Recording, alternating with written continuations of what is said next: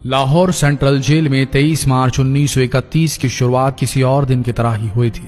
फर्क सिर्फ इतना था कि सुबह सुबह जोर की आंधी आई थी, बहुत तेज।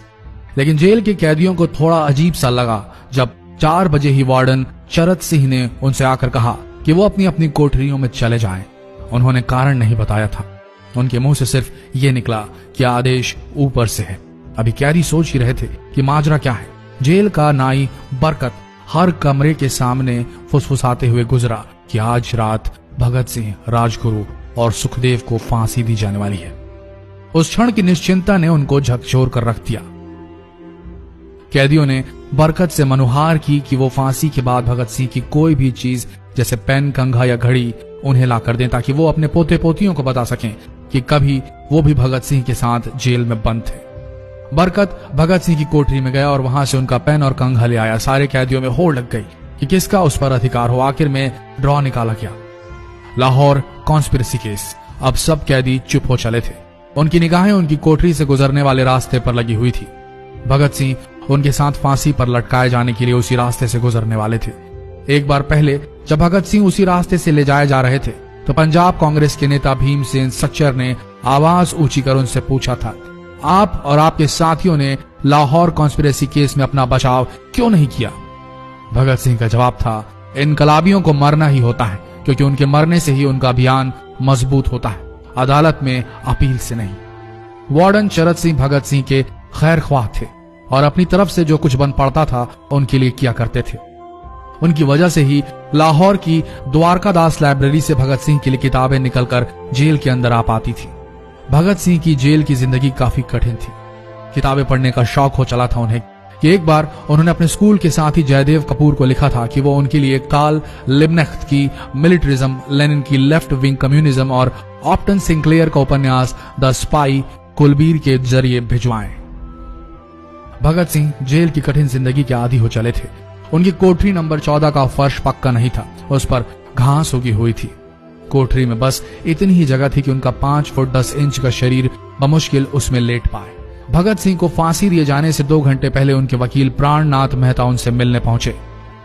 मेहता ने बाद में लिखा कि भगत सिंह अपनी छोटी सी कोठरी में पिंजड़े में बंद शेर की तरह चक्कर लगा रहे थे।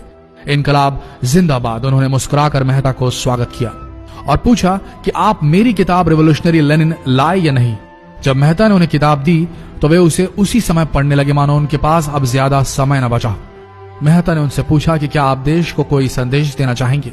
भगत सिंह ने किताब से अपना मुंह हटाए बगैर कहा, सिर्फ 2 संदेश, साम्राज्यवाद मुर्दाबाद और इनकलाब जिंदाबाद। इसके बाद भगत सिंह ने मेहता से कहा कि वो पंडित नेहरू और सुभाष चंद्र बोस को मेरा धन्यवाद पहुंचा दे जिन्होंने मेरे केस में गहरी रुचि ली थी। भगत सिंह से मिलने के बाद मेहता राजगुरु से मिलने उनकी कोठरी पहुंचे। राजगुरु के अंतिम शब्द थे, हम लोग जल्द मिलेंगे। सुखदेव ने मेहता को याद दिलाया कि वो उनकी मौत के बाद जेलर से वो कैरम बोर्ड ले लें जो उन्होंने उन्हें कुछ महीने पहले दिया था।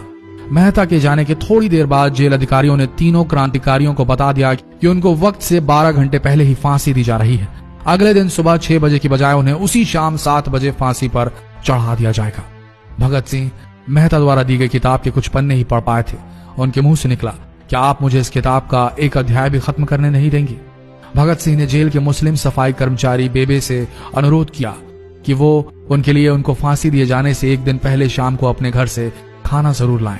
लेकिन बेबे भगत सिंह की इच्छा पूरी नहीं कर सके क्योंकि भगत सिंह को 12 घंटे पहले फांसी देने का फैसला ले लिया गया और बेबे जेल के गेट के अंदर ही नहीं घुस पाए। थोड़ी देर बाद तीनों क्रांतिकारियों को फांसी की तैयारी के लिए उनकी कोठरियों से बाहर निकाला गया।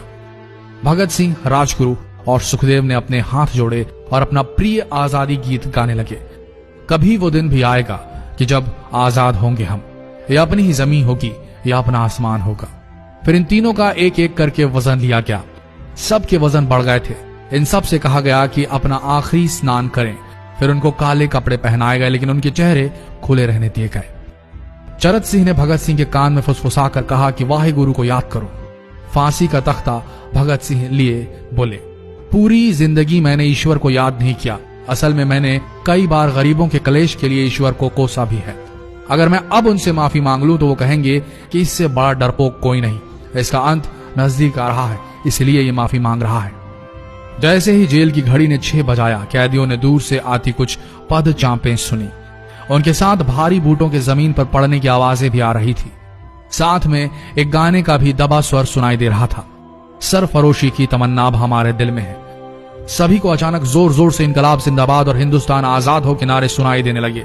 फांसी का तख्ता पुराना था, लेकिन फांसी देने वाला काफी तंदुरुस्त।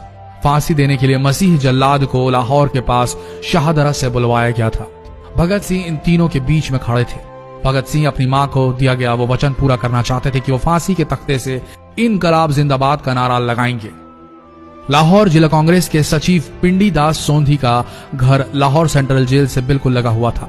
भगत सिंह ने इतनी जोर से इनकलाब जिंदाबाद का नारा लगाया कि उनकी आवाज सोंधी के घर तक सुनाई दी। उनकी आवाज सुनते ही जेल के दूसरे कैदी भी नारे लगाने लगे। तीनों युवा क्रांतिकारियों के गले में फांसी की रस्सी डाल दी गई, उनके हाथ और पैर बांध दिए गए। तभी जल्लाद ने पूछा, सबसे पहले कौन जाएगा? सुखदेव ने सबसे पहले फांसी पर लटकने की हामी भरी। जल्लाद ने एक एक कर रस्सियां खींची और उनके पैरों के नीचे लगे तख्तों को पैर मारकर हटा दिया। काफी देर तक उनके शव तख्तों से लटकते रहे। अंत में उन्हें नीचे उतारा गया और वहां मौजूद डॉक्टरों लेफ्टिनेंट कर्नल जे नेल्सन और लेफ्टिनेंट कर्नल NS सोंधी ने उन्हें मृत घोषित किया। एक जेल अधिकारी पर फांसी का इतना असर हुआ कि जब उससे कहा गया कि वो मृतकों की पहचान करें तो उसने ऐसा करने से इनकार कर दिया। उसे उसी जगह पर निलंबित कर दिया गया अंग्रेजों द्वारा। एक जूनियर अफसर ने यह काम अंजाम दिया। पहले योजना थी कि इन सब का अंतिम संस्कार जेल के अंदर ही किया जाएगा, लेकिन फिर यह विचार त्यागना पड़ा जब अधिकारियों को आभास हुआ कि जेल से धुआं उठते देख बाहर खड़ी भीड़ जेल पर हमला कर सकती है। इसलिए जेल की पिछली दीवार तोड़ी गई। उसी रास्ते से ट्रक जेल के अंदर लाया गया और उस पर बहुत अपमानजनक तरीके से उन शवों को एक सामान की तरह लाद दिया गया। पहले तय हुआ था कि उनका अंतिम संस्कार रावी के तट पर किया जाएगा, लेकिन रावी में पानी बहुत ही कम था, इसलिए सतलज के किनारे शवों को जलाने का फैसला लिया गया। उनके पार्थिव शरीर को फिरोजपुर के पास सतलज के किनारे लाया गया। तब तक रात के 10 बज चुके थे। इस बीच उप पुलिस अधीक्षक कसूर सुदर्शन सिंह कसूर गांव से एक पुजारी जगदीश अचरज को बुला लाए। अभी उनमें आग लगाई ही गई थी कि लोगों को इसके बारे में पता चल गया। जैसे ही ब्रितानी सैनिकों ने लोगों को अपनी तरफ आते देखा, वो शवों को वहीं छोड़कर अपने वाहनों की तरफ भागे। सारी रात गांव के लोगों ने उन शवों के चारों ओर पहरा दिया। अगले दिन दोपहर के आसपास जिला मजिस्ट्रेट की दस्तखत के साथ लाहौर के कई इलाकों में नोटिस चिपकाया गया, जिसमें बताया गया कि भगत सिंह, सुखदेव और राजगुरु का सतलज के किनारे हिंदू सिख रीति से अंतिम संस्कार कर दिया गया है। तो ये थे भगत सिंह की जिंदगी के वो 12 आखिरी घंटे। आशा करते हैं इस वीडियो में सुनाई गई ये कहानी आज युवा पीढ़ी के दिलों में मर चुके देशभक्ति को जगाने में कामयाब होंगे। जितना हो सके इस संदेश को पूरे देश में पहुंचाएं। इस वीडियो को शेयर करें फेसबुक पर, व्हाट्सएप पर, और हो सके तो इस पेज को फॉलो करें ताकि ऐसे ही वीडियोस आप तक सही समय पर पहुंच सके। मिलते हैं अगले वीडियो में, तब तक के लिए आप सबका धन्यवाद।